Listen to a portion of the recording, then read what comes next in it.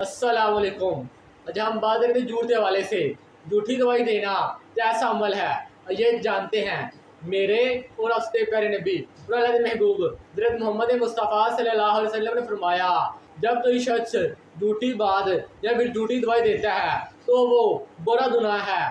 यानी जो शख्स, जो बंदा, जो मुसलमान झूठी दवाई देता है या फिर झूठी बात फैलाता है तो ऐसा शख्स, ऐसा मुसलमान, ऐसा बंदा वो अपने साथ ही ज्यादती कर रहा है। क्यों?